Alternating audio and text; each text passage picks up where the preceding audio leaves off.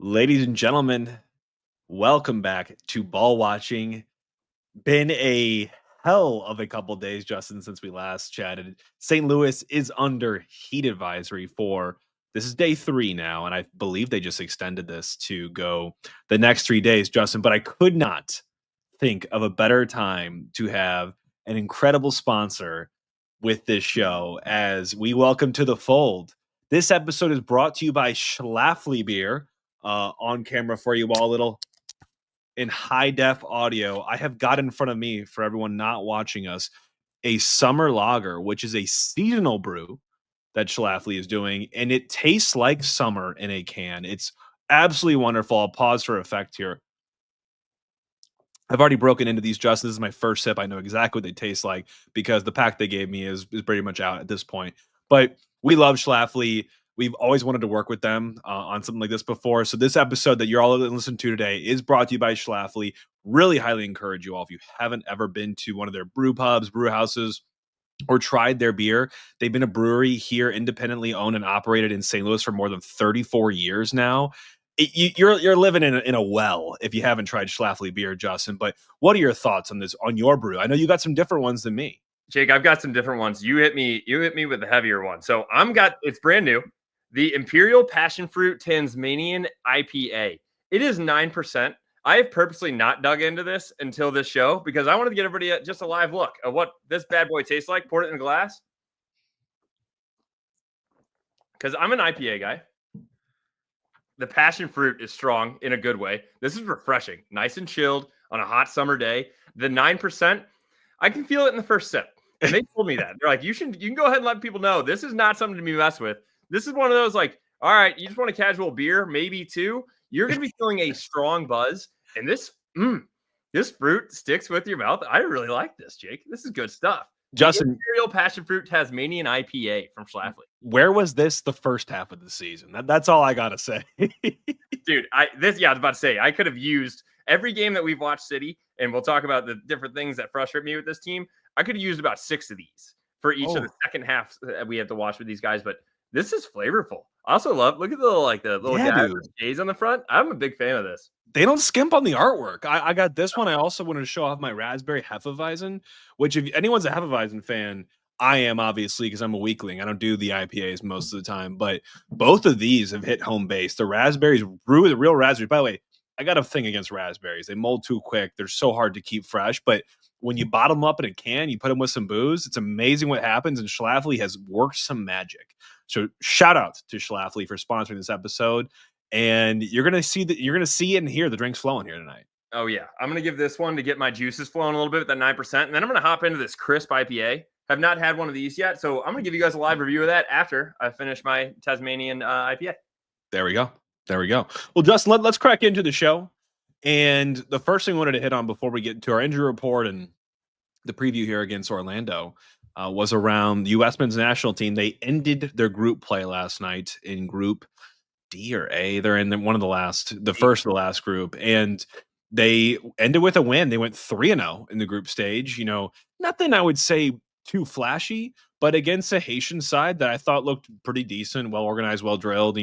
Probably even I would say more of a stiff test to Saudi, maybe pretty close to Saudi. Definitely not like we played Trinidad and Tobago in that first match. But Justin, 3 goals, 2-1 W here. Malik Tillman had a great finish on his first goal, but we had the city effect here in this game with us being equalized on just 10 minutes later after Haiti benefited from a tough giveaway from Matt Freese after Tim Ream played him ball in the back. Let's talk about it there, Justin. I briefed over Tillman. I think legitimately, Justin, watching this 11 that we rolled out last night and just this tournament so far, I think Malik Tillman has the potential to start in the World Cup. And I think they're trying to really groom him in this tournament and get him fine-tuned because on the club side, he is flying at PSV. And I'm hearing and seeing links to Bayern Leverkusen now, who is a beast in Europe right now. And I love to see that he's 23 years old. He's an American and he is flying. So I love to see that. I don't feel that same way across other spots in the roster right now. No, I feel like he's been an absolute shining star when it comes to this. And we talk about the Gold Cup. I know we talked about on the friendly games ahead of time, dropping both of those. I'm taking a step back and taking a breather at this. I really appreciate what Poach did there. And I think we already talked about this a little bit, Jake, but what he did to try to figure out the lineups there so that he knew what to play in the games that mattered, and it's showing. And these are teams, I would say like Trinidad, we should win. Saudi's a solid team. Haiti, we gave it up. I mean, we scored and then we let them score about 6 minutes later or so. So that was a little frustrating, but its team is relentless. They're digging it out. We could have easily won that game by more last night. And I think Tillman is absolutely been a shining star for them. I think he is one that has been more exciting when he's on the ball, kind of puts you a little bit more on the edge of your seat as opposed to some of these other guys. I would say Luna's been in that as well, but Luna hasn't really, I wouldn't say amounted to much as far as a stat line perspective. I do get more excited when he's on the ball, but Tillman is the one that's truly being in it. And Jake, he was the one that was in front of the net, and then they ended up calling that handball. Yes. We immediately texted George. We put it on our Instagram story. I was like, who thinks this is a handball? Jake, I'm actually kind of surprised. If the story's still up, I'll go look. It was a lot closer, or like more people were like, meh, yeah. Really?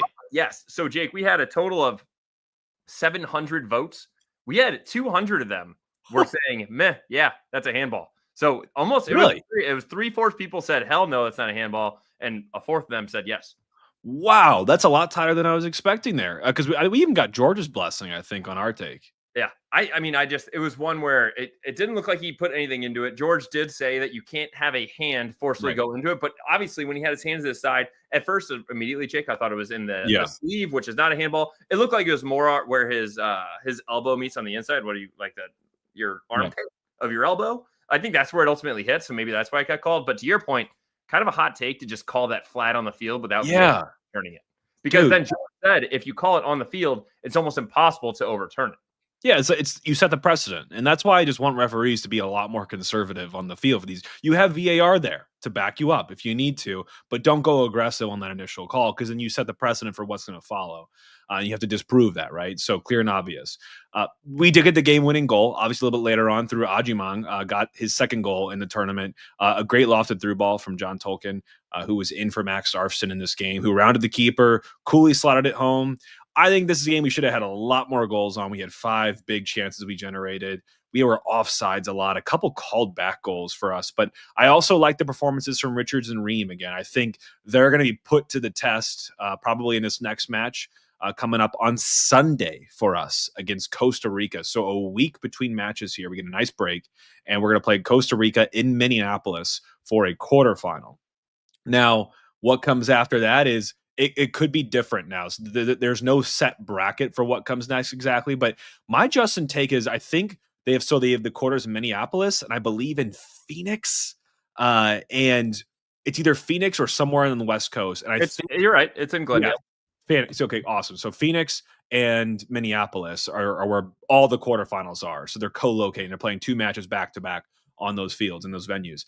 And then the semifinals that we talked about, one's here in St. Louis. The other one, I do not remember top of head, but I think it's West Coast. I believe it's California, if I'm not mistaken. And so I'm thinking they're going to try to co-locate the teams playing on the West to the West and the teams playing Central to Central. And if that's the case, it's not confirmed. I believe the U.S. would be on the side of playing in St. Louis. And that could be changed. Again, it's not definitive yet, but Costa Rica is going to be a good match for us. I think they're going to be obviously the stiffest test we've had all tournament. You did dodge Mexico, right? Saudi goes on to play Mexico on the other side of the bracket now. So they'll get a tough test as well. And then, we're looking at potentially if we can get by Costa Rica, you're in the semifinals now. And I think you're probably going to meet, if I had to guess, Canada. But Canada still has it all to play for. Their group is super tight. And you could also be looking at if Canada dropped the ball, you could look at Honduras qualifying first in that group. You could also look at, the team that will play them in the quarterfinals, which could right now be one of Jamaica or Guatemala. So there's still a lot of things to be determined in this tournament, but we've made our work done. We've got 3 wins in 3, and you're looking, decent heading into that stage, but it's a job done for the U.S. Absolutely. So you were right, Jake. So it's in Glendale, Arizona, which is Phoenix, and then Minneapolis. And then our 2 semifinal games, one is in St. Louis and one's in Santa Clara, California, with the final being in Houston on July 6th. So this is one that it's still a lot of games to be played, or not a lot of games to be played, but a lot still to be determined on different sides of the bracket. But yes, you are correct. We do have almost, a full week off before we play Costa Rica, which is surprising to me, Jake, because then the semifinals are just 4 days later on July 2nd. So that is a very tight window there. So And for us, we play on Sunday. At least Mexico and Saudi plays on Saturday. So they get an extra day rest, which is a lot there because you play that Wednesday game, which is the semi, and then the finals again on Sunday. So they give us a full week's rest between the group stage and the quarterfinals, but then only 3 days between the quarters and the semis, 3 days between the semis and the final. It seems a little bit tight, and that's the last thing you want where some of these guys to possibly get injured after some long seasons overseas. So knock on wood, hopefully we get out of there with no injuries, but it's been an exciting time for the guys. I'm excited to see what's going to be played in St. Louis, regardless if it's the U.S. men's national team or not. It's going to be a top-tier game. It's going to be very likely that you will have at least, well, actually, it's almost 100% certain that you'll have at least U.S., Mexico, or Canada in that game. Yeah. So it's going to be a cool thing to see. Yeah, for sure. No, I agree. I'm just happy. I felt very on edge, just like you did. I'm sure a lot of us fans did heading this tournament. And again, I don't think we've been tested nearly as much as we will, but it's how else can you prove that you belong in this team, getting minutes, whatnot, or as a coach, than getting wins and winning trophies. And this is the one that you can do. Like, you only do what's in front of you. And this is all they have besides the friendlies that we talked in depth about in that watch along. So you've got to just make the most of this tournament while you have it. One thing, I kind of thought that Ajiman was a little bit underwhelming. However, when I saw this stat from OptaJack, it says 9. Patrick Ajiman has scored 5 goals in his first 9 U.S. men's national team appearances, tied Josie Altidore for 6th fewest games needed to score 5 times in U.S. men's national team.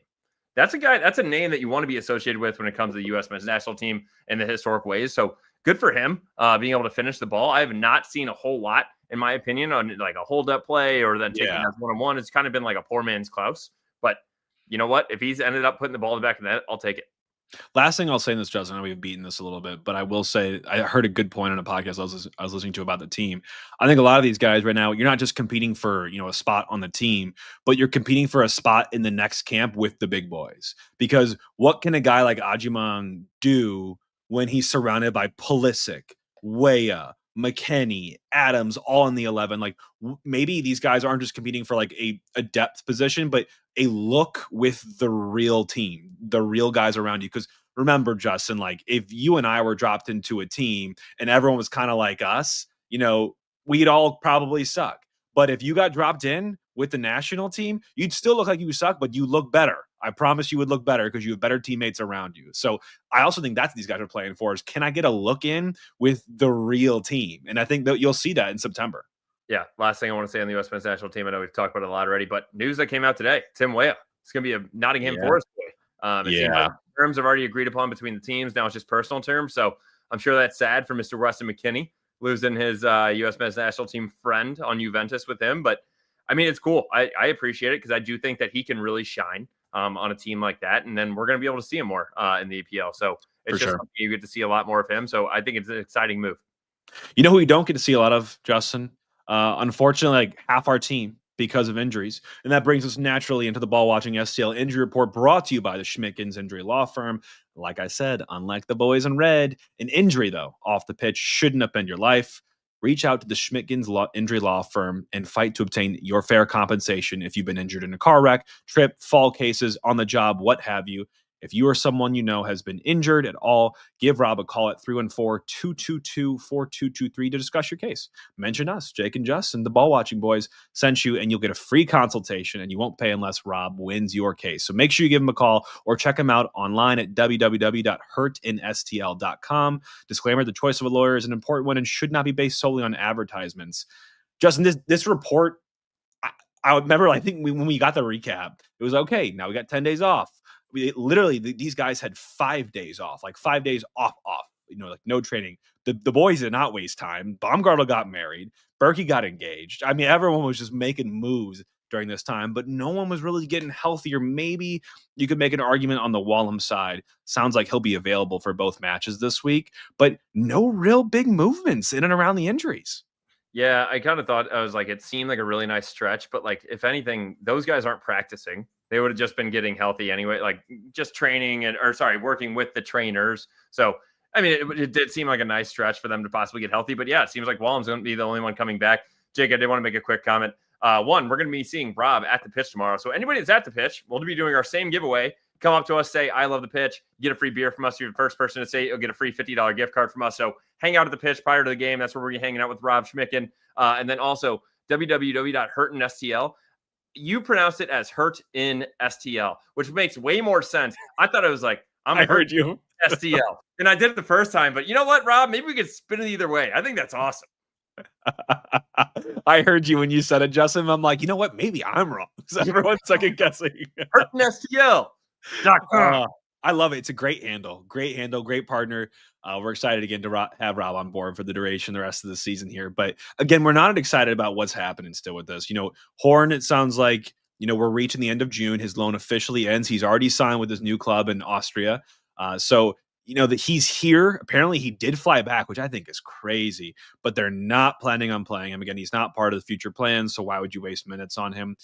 But again, the only other person that could maybe see some daylight this week is Chris Durkin. This comes from the Critchley's pregame press conference he did this afternoon. And they said they're going to evaluate him over the next 72 or so hours. Will likely be available at Houston. They're not going to push it here for this game midweek against Orlando. Otherwise, no mention of Kessler, Leuven, Allman, Nilsson, who all, for all intents and purposes, seem to be out once again. And those are two. I mean, I can't say anything really about Allman at this point. I can't also really say about Nilsson just because we haven't seen him at all this season, basically. But Kessler and Leuven, especially not knowing the extent of Leuven's injury, I feel like Kessler is more day-to-day from what they've said recently. But Leuven, they did that scan, and then we went 0 dark 30.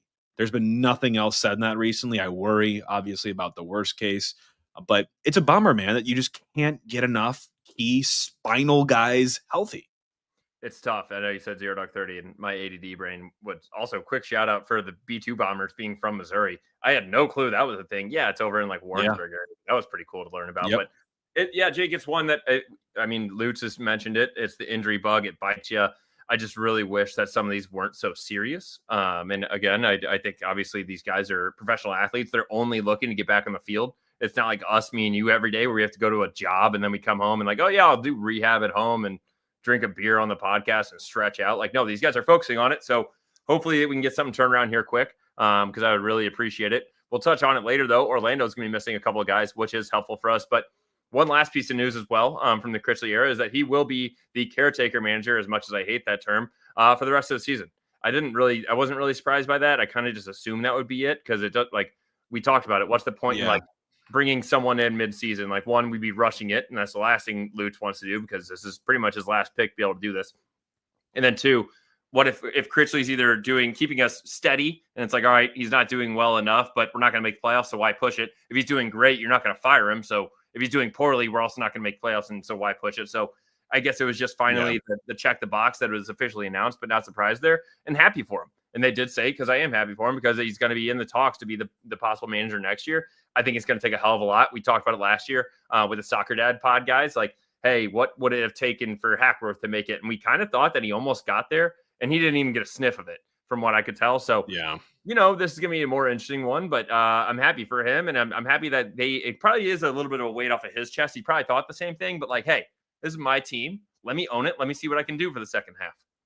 No, you're right. And as much as I thought it was, something I was expecting, right? They did make that weird comment at the press conference when they did relieve Olaf, to say that, maybe that is going to be the season that we'll hire someone like this season. And it always felt really rushed for them to do so. So I'm glad they came out and just put closure on that. And I will say I took two good tidbits out of his presser today talking about Orlando. And over the break, he said he's kind of focused on a couple different things, but two that I picked apart were trying to be ruthless, right, with this team. When you get momentum surges and you build momentum over time and, it precipices in a goal, right? You get the goal, you hit the peak. Can you stay there a little bit? Because right now, and stay there meaning, tack another one on or just be really relentless and put them on the ropes.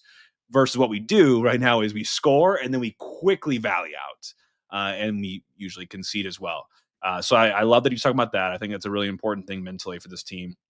Also, Justin, I don't know how often this happens at the club level. I'm sure it does. I'm sure a lot of coaches, maybe don't do this as much, but it sounds like he's very targeted in how he wants to run the team. And he mentioned use of individualized and small kind of focus group meetings and sessions with certain players and groupings. Like he had mentioned one, I think the week prior to us going out here was Klaus, where they had him in. They just had a session in the film room and they reviewed his positioning in key plays and key moments of the game. And he said, he's like, there was almost not one scenario where I felt like he was exactly where I think he should be. And so we talked about, like, how do you balance helping build up, dropping back to help connect play versus being there for the finish as the number 9, the striker in the box. And how do we kind of get him to play both, but know where he should be at all times? And it wasn't just like, how do you shoot the ball? People were making jokes on like, how is this happening? But I like Critchley's approach. It sounds like everyone's kind of taken to it as well. It feels a little bit elementary. But I will say sometimes when things aren't going for you, you've got to just kind of go back to what works and go back to the simple things. And I feel like Critchley isn't looking past those. Like, he's taking this really seriously, like his job is on the line, and the players seem like they're down for it. Everyone's talking pretty highly about it. Yeah, it seems like he won the locker room back, very similar to what Hackworth did when he started. And I think the guys are refreshed now, Jake. I know we talked about the injury guys, but this is now a break for these guys that have been playing a lot of minutes and more than they had expected for some of these guys that aren't usually going to be our starters. So having that 11 days, even though we didn't get a whole lot of guys that were already injured prior to coming back besides Vollum and maybe a Durkin, I think it's just adding the legs back to a guy like Morales that is not typically going to be starting for you, or a Watts that's been playing there, or a Jay Reed. So some of these guys that have just played way more minutes in the last couple of weeks and what they truly expect, yeah, they're professional athletes, but I think it's still just a nice refresher. It's also a mindset refresher. You saw that Simon and Joao were on the beach together. Some of these guys got married. Berkey had a hell of a time meeting Mickey Mouse and getting engaged down in Orlando. Like, that's pretty cool to see. So I'm just happy these guys, they're probably just stoked to be back together and be playing soccer, even though it is extremely hot outside. But guess what? We're bringing a team to town that is hot where they are physically, and they're pretty hot when it comes to soccer. And Berkey did a scouting mission. I think the whole engagement thing was a cover-up, man. I think he was in Disney World for one reason only, and that was to scout, check in on all the Orlando players before they make the trip up here to St. Louis. But we have a very, very limited, sample size against Orlando. We played them once in our history, and that was in 2023. We lost away 2-1 in Orlando. It's so hard to even compare, though, Justin, because the teams were just so different at this point for us. We started 5 guys in the 11 who are no longer even with us.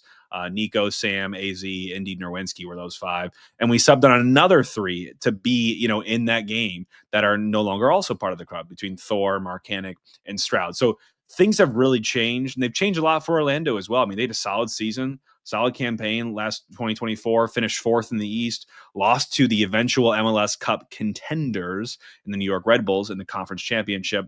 And Justin, you put in a fun fact here, and I totally forgot about this, but the Red Bull story, especially now seeing what's happened this year to them as well, kind of feels Galaxy-like at times. But the Red Bulls were the lowest ever seed to play in an MLS Cup final. They were the 7th seed, and the first team since 1998 Chicago Fire to win 3 consecutive road games in an MLS Cup playoffs. Justin, I like that you put it in here because I wanted to also spin it a different way. Like, to me, people talk about what we should be as a club.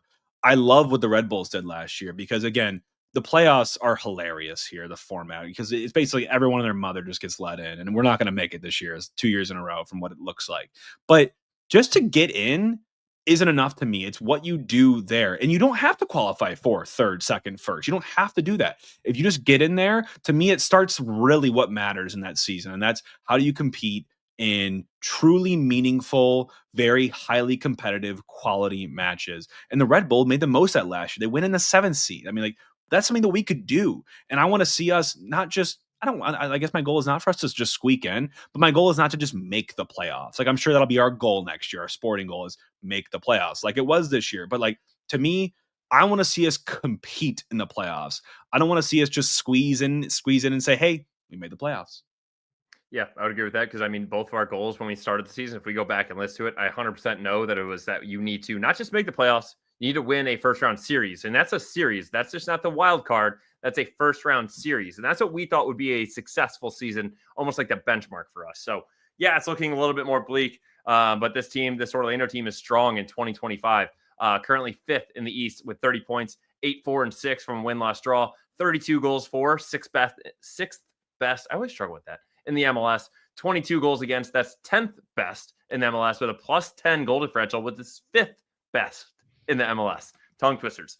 But all that to say, top 10 team through and through, 5th in the East. Some of their big results away, which is not that strong when you look at this from their away form. They had a 2-1 dub over the LA Galaxy, a 0-0 draw with Philly, a 0-0 draw with Chicago, a 3-1 dub versus Miami, which is huge for them. And then the most recent match was a 1-0 dub away at Colorado, who's currently 9th in the West. And Jake, with all those tongue twisters, I had to crack a new beer.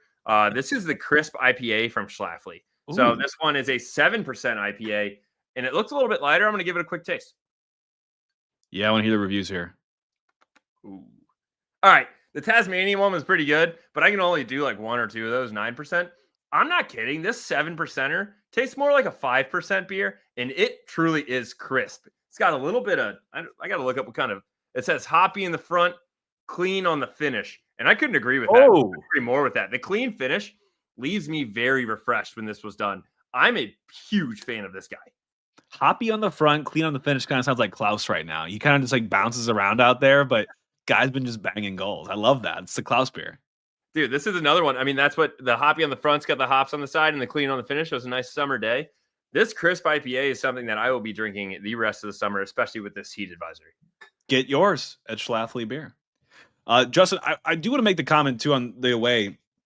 As much as maybe the contenders, the people they've played against, haven't been, too big or nothing. The 3-0 dub against Miami does look really good, and obviously any away wins looks good. But 2 losses away from home, which I think is solid. Because what are you doing there? You're doing what you should do, which is just collect points. There's 4 draws in there, but getting draws on the road is not a problem here in this league. 3 wins, I think, is really good. So let's break into what Orlando looks like within the club. They're coached by Oscar Pareja. He just got extended through 2028, so he'll be with the club for at least a few more years. They had a bumpy start to the season, Orlando did, with some concern after 4 0-0 draws and some mounting midfield injuries. But they're getting back to health. Their dynamic attack is, starting to resurface as well. This team usually comes with a 4-2-3-1 or a 4-3-3. It kind of flexes that way as well. And what I like about them, Justin, is I've tried to kind of break into offense and defense to kind of make it more specific as to what to look for with this team. This team creates shots. They are one of the higher shot generators in this league, 3rd most in MLS right now. And they're made up of some really intelligent, high-quality players that can pass the ball. They're number 1 in key passes, which is just passes that lead directly to a shot, number 3 in through balls, and number 5 in switches. So on the ground, they really don't do much from a crossing perspective.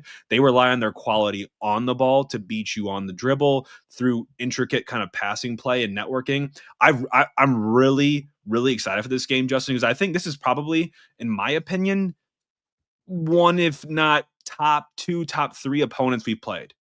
I was just about to say, I was going to look at our schedule. I truly think, not even from like a standings perspective, but just from when looking up and doing some research on this, is truly when I try to see like, do I want to throw a bet on this game? And I'm like, I'm just more excited to watch this game. Yeah. More than anything. I truly do think that this is going to be a nice test for us to see where we are. And I really hope I'm not going to eat my words and we drop the ball 3-0. But I do think this is an exciting game for us. I mean, obviously, it's a little bit more exciting, right, to play a team that's not in your conference. Like, yeah, we played Vancouver. That's been a really strong team. Well, we've played Minnesota twice, obviously another really strong team in our conference. But getting on the other side is exciting. And this is a team that through and through truly is strong.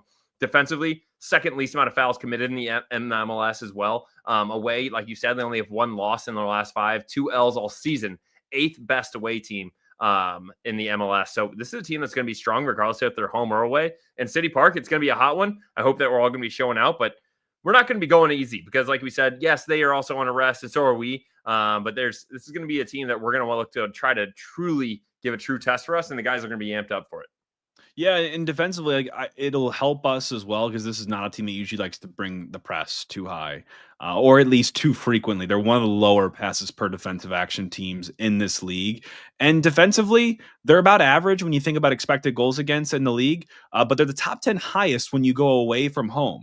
But I will say, in the goalkeeping situation, Pedro Galese, I believe, is their goalkeeper, and they're tied in 1st right now in terms of clean sheet. So they are stingy defensively, certainly, but they can create, from what I at least can glean, at will. I look at the first half, Justin, you're talking about it pre-show here. They're number 1. If the whistle just blew at the end of the first 45 plus some stoppage, they will be the number 1 team in this league with 18 goals for in just the first halves of this season. So they're number 1 in the league. And in the second half, you're like, oh, they must be in the 20s. No, they're number 13. So they're still above average in the second half as well. But that first half, boy, this team comes to play.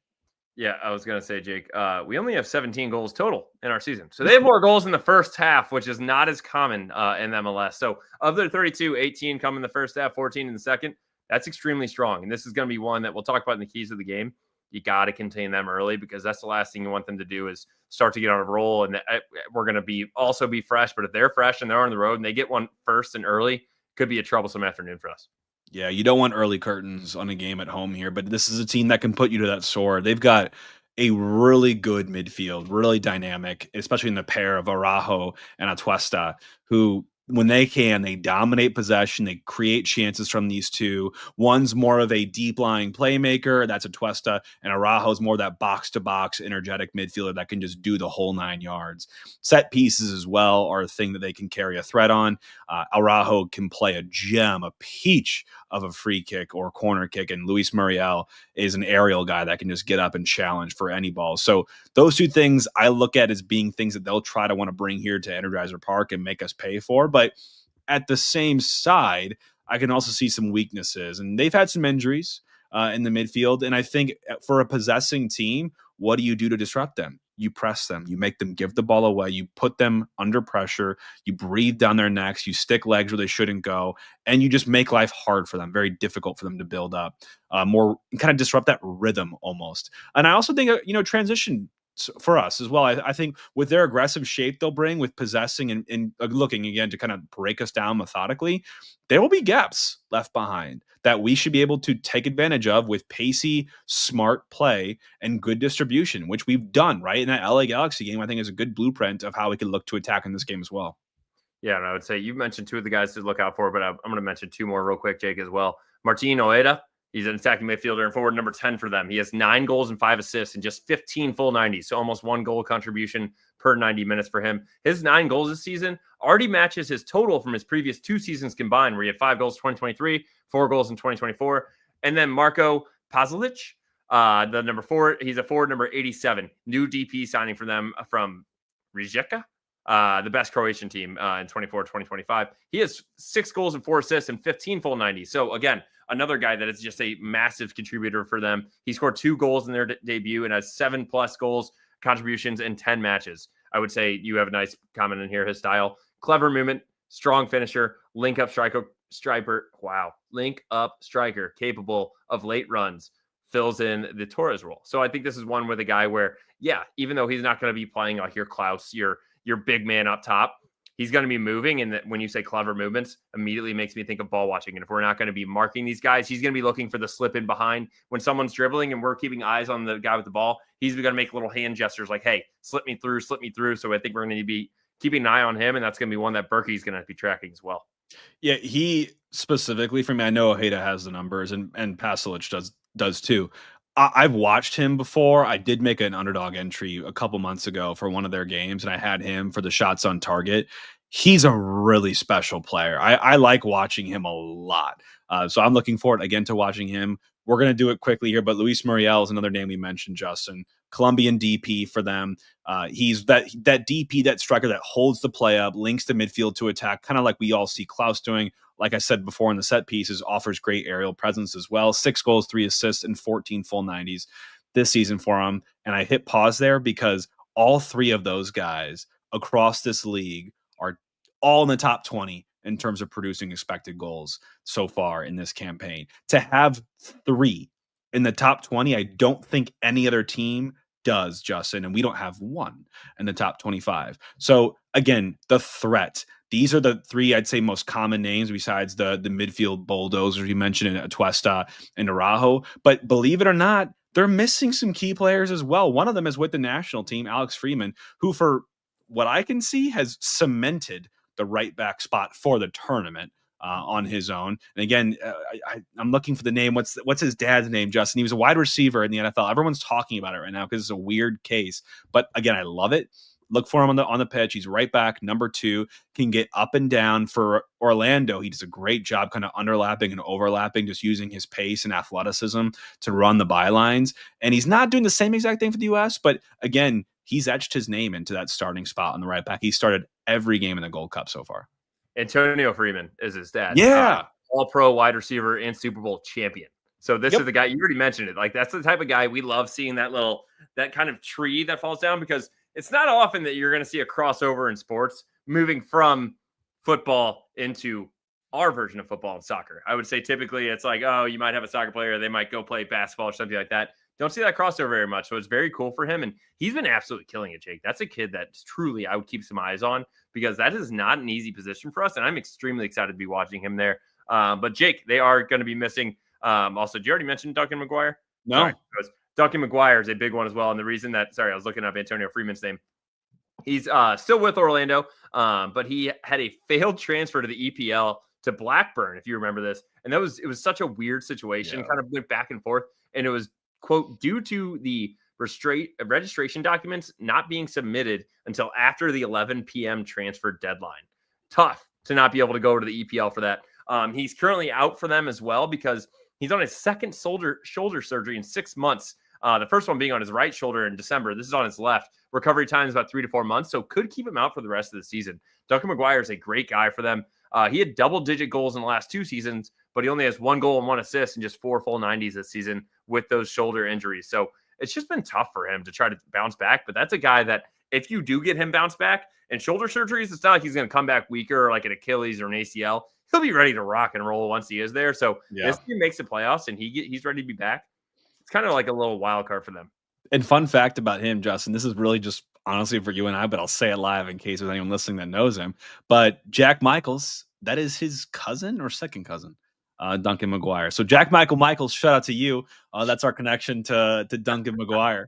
But otherwise, I mean, compared to us, Justin, this team is in a much better spot from a health standpoint. So I feel nothing for them heading into this in terms of any sort of sorrow. They have more than enough quality to make up for that. So, Justin, really the question for us becomes, who are we going to put out there to go and do battle against Orlando City SC? And that brings us into the Hoffman brothers' predicted starting 11.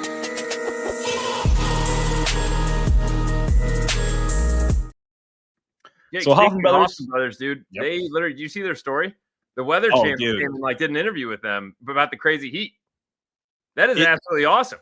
It's so cool. I did see that. I mean, that's when you made it big, right? I mean, my thing here, Justin, we like to do fun, ad reads for Hoffman brothers because it's fun. And there's so many different things that I experience now being a homeowner. I know you're now in a home as well, Justin.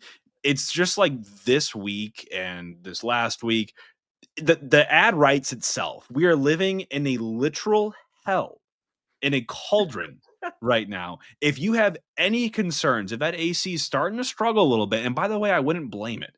It's already been a whirlwind couple of 3 days and more coming down the pipe. So make sure that if you have any concerns, you're experiencing any discomfort with any of your AC cooling and anything else outside of that too, anything under the roof, Hoffman Brothers should be your first call. Just dial these numbers into your phone, 314-664-3011, or visit them online. They're very tech savvy as well at hoffmanbros.com. Justin, how have you been doing underneath the roof? I've been doing great, but my AC has been working its tail off, and I've been trying to stay inside with it. Jake, if you look at your weather app, it says severe heat warning until 9 p.m. 9 p.m. It's pretty. The sun's already setting. How is it supposed to be that hot until 9 p.m.? And it's not stopping anytime soon. The highs for the next couple days, 93, 93, 93, 92, 90, 92, 89. So do not walk, run. Do not pick up the call or pick up your phone. Dial it immediately and call Hoffman Brothers at 314-664-3011 because you do not want to be waiting until it gets too hot and then your AC goes out because you will be struggling. So you should go look at that home protection plan and you'll be bumped up to the top of the list. I promise you it's worth it. You know who could probably use some of Hoffman Brothers services is the players right now. I mean, think about, I'm taking Club World Cup out of my sights for a second and even Gold Cup. So for City just this week, right? Wednesday, there'll be a heat advisory for that match. It's going to be a hot one for sure. Like nothing we've never seen before, but still hot. Then what's your reward? You survive that match. And then 4 days later, you go on to Houston for another match in their own respective cauldron. And it's a different type of cauldron. It's a different type of heat there. I believe the high is in the mid 90s as well for that Saturday. I've already looked ahead, Justin. I'm like, it's going to be a hot ass week for these City players, but it's going to separate the men from the boys. I'll tell you that. The low in Houston that day is 77. That's pretty close to that Dortmund game where those guys were sitting inside at halftime. That's the low. We're talking Houston Heat. These Yeah. boys are going to be sweating, but guess what? We're playing in St. Louis. We're getting prepared for it. We're not up in Minneapolis or anything like that. These boys are going to be ready to go, and they're professionals. But Jake, we brought the Hoffman brothers onto this because of the starting 11. Who do you got for me? I kept it really simple here, Justin, because nothing's really improved. And I think if they're going to take a chance with Wallem, I think they would take that chance more on Houston than they would on Wednesday. Just give him a little bit more time. I think he'll play on Wednesday. I do not think he'll start, just from what I've kind of heard, the vibes that I've gotten. So my 11 is identical to the LA Galaxy game. And it's not because I want that. It's because part of that writes itself with the injury stuff right now. And I think part of it, they're looking with a half sort of eye or a fraction of an eye on Houston. So I would go with here, Berkey. Obviously, in net, Reed. There's no other left back at the club now, on the first team, at least in my opinion, that plays like that, because Horn, you're not going to consider at this moment. Baumgartel, Hebert, Totland. Kessler's not near. I don't think I would play Yarrow over Hebert. I think Hebert played fine last match. So I'm going with those two in the middle and then Totland out in the right. I mean, would you make any change to that back four? No, unfortunately not. I mean, I still would like to see a Hebert rotation, but obviously without Kessler and Nilsson, it's not something to really push, and I'm not putting Yarrow in that. So I think that's what you go with, and then in front of you as well is something I would like to see changes on, but we're probably not going to with Morales and Watts sitting in front of that back four, and then you move up to the top triangle, which I've really appreciated. Celio, Hartel, Betcher with Klaus in front of all of them. The only thing there, Jake, is a toy shirt or anything going to be possibly sneaking in there? Or what are your thoughts? Yeah, I actually want to talk about two positions. One was toy shirt, so I'm glad you brought it up. The only two that I could see potentially seeing any sort of transition here is, I'll start with toy shirt. Critch did mention in the presser today that they were thinking about maybe dropping toy shirt back to Hartel position. He didn't say that specifically. He said dropping him centrally.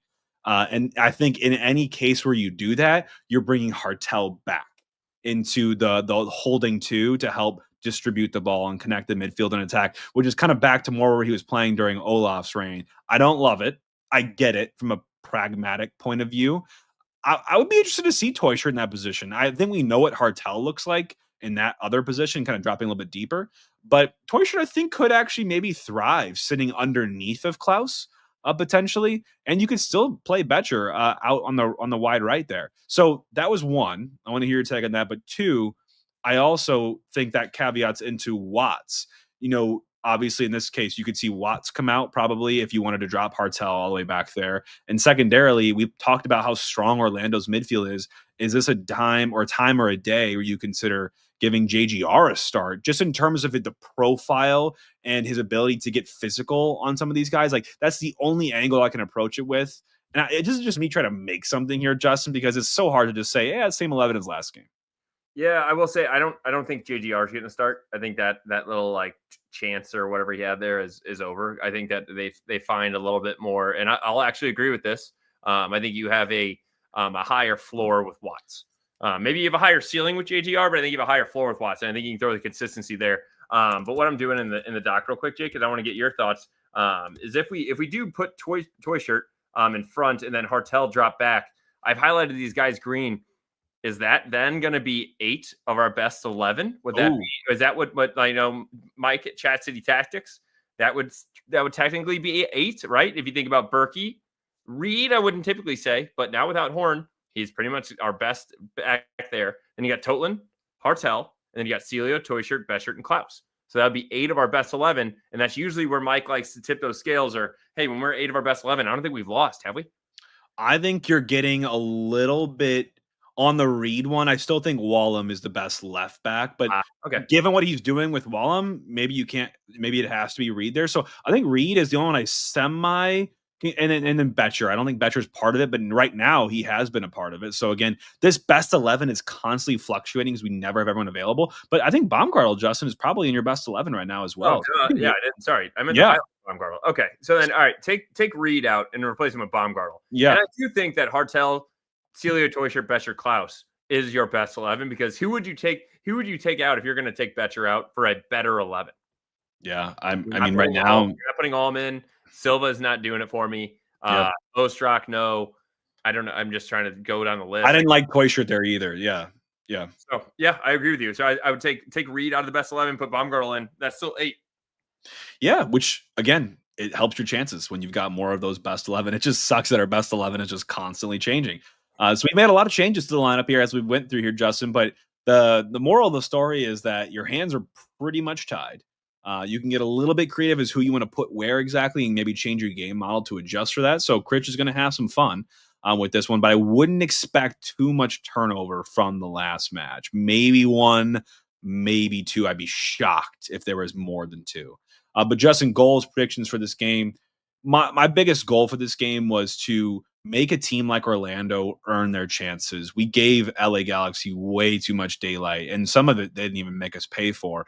But two of their goals we kind of put to them on a silver platter. For a team like Orlando, you don't need to give them those. They will make their own luck. So do not give them anything. Make them earn everything they get. That's individual lapses. That's just making sure you're clicked on for that match and there's no ball watching in certain scenarios. Your rest defense is on point. Make sure that any goal they get, they paid and they deserved. Yeah, absolutely. And I think for my goal for this, Jake, is I've talked about it earlier when I saw this breakdown. No goals allowed in the last 30 minutes. And I'm not even saying that because Orlando's that much stronger. That's actually one of their weakest 30 minutes in the 90 because they have 18 of their 32 goals forwards in the first half and only 14 second half. And it usually tapers off towards the end. But it's solely for my mental health. 16 of our 26 goals against have come in the last 30 minutes. And that is just tough mentally for me. And that is just one that at home, I think we need to be able to control the game. Whatever the score is at the 60th minute mark, we should not be dropping points after the 60th minute mark at home. I don't care if we're tied. We either need to end tied or we need to win that game. Or if we give up a goal, we need to make sure we get a fight back and we get a point like we did in LA. If we're whatever the minute mark is at the 60th minute, we should not be dropping points. We should only be gaining. So no goals in the last 30 minutes is my goal for this game. And I think, unfortunately, I still think that Orlando is still going to get 2 goals prior to that because they're so strong in the first half. So I'm going with the 2-2 draw in this one. Yeah, so you and I both went with 2 goals for Orlando. You went with 2 goals apiece. I could only give us one here, and it's just because this is something different than what we've stacked up against for most of this season. And I just think Orlando to me is one of those teams where you get them in the playoffs, and honestly, I feel like they're just a contender. They're always kind of in the mix, and I fear a team like that, and they've done well to instill that fear in me and in respect. So I think we'll definitely give them some respect. But yeah, so my prediction comes out as a 2-1 loss in this scenario. But I do think there's a lot of, honestly, area on both ends. They could dismantle us if they have a really good day and we have a bad day. Or we could also really give it to them as well. Can you use Energizer Park? Can you use the heat? Can you use your underdog mentality and what Critch has been trying to instill culturally within this team and play with, freedom, right? Like no one expects us to do anything here. Can we really slap them around? And they've been known to drop some points against some teams I think they're better than. So again, I don't think a result's off the table. I think a draw would be a win here. Even at home against Orlando, I think it would be a staple. I think it would be a linchpin in Critch's era so far to say, I can do this against a good opponent as well. Because I don't think we've played very strong opposition since he's been here. I think a draw, if we go into it and talking about it now, is fair. It depends how that draw occurs, is if I'm happy or upset with it. I would say if it comes out to be a draw like the LA Galaxy, that is sad. Because that's the game one we should have won. Yeah, I'm happy we ended up drawing in the end because we gave up a goal in the 87th minute. But we are the underdog in this game, Jake. I like that little plug real quick. Underdog. Underdog is the place to play if you're a fan looking to cash in on your favorite athletes' performances. We'll be coming out with another entry for Underdog for this game. Absolutely, because we're now, Jake, not only because of the heat outside, but we're truly in the dog days of summer when it comes to sports. I'm not a huge baseball fan. I like watching the Cardinals every now and then, but I can't just get home and watch it. Now the NBA finals, congrats to the Thunder last night, are over. The NHL finals are over. There's not a whole lot going on. So we'll absolutely be pushing Underdog for this city game, and we'll be making a nice entry for you guys. So sign up if you have not already. We've got it up here on the video, but if you don't have your video up, you can sign up using code BALLWATCHING. You make your first deposit and get up to $1,000 in bonus cash. That is legit. That is not just you're going to owe that. No, that is truly bonus cash, and you get to use to make entries on Underdog, and all you have to do is pick higher or lower on 2 or more player stats and make an entry, and you can tailor our entry this Wednesday. So yeah, entry on the way for sure. And yeah, for everyone going to the match, obviously stay cool on Wednesday. We will be there, like Justin said, at the pitch, having some fun, hanging out with Rob. Looking forward to it, Rob. and hopefully seeing a bunch of your beautiful faces. Stop by, grab some cold ones, stay hydrated in this summer heat. But I can't think of, again, Justin, a better episode sponsor, a better brew right now than this summer lager that I have sitting nesting in my hands and just sipping back on. It's refreshing, it's crisp, it just makes you feel like you're really here now, because I don't even feel like what we're dealing with outside is summer. This is like something totally defunct, what is going on. But this is summer. This is about as close as I want to get to summer right now when St. Louis is doing what it's doing. Jake, I can only take down so much water throughout the day. At some point, I need a beer. And these were phenomenal. This Imperial Passion Fruit Tasmanian IPA got me going, got my juices flowing, thinking about the pod. And then this crisp IPA, it is truly, I don't know how, like they must have, someone way smarter than me was like, it's pretty hoppy up front, but god damn, that's a clean finish. And that's the slogan for this guy. This crisp IPA truly does that, and I'm a huge fan of this. So go buy some of these Schlafly beers, crisp IPA. You can buy them in stores. You can go down to Schlafly Tap Room. The people there are phenomenal. Stick around. They have some trivia nights, great food, great atmosphere. It's an awesome place and an awesome beer. Go buy it. Amen, Justin. Well, again, shout out to Schlafly for sponsoring this episode.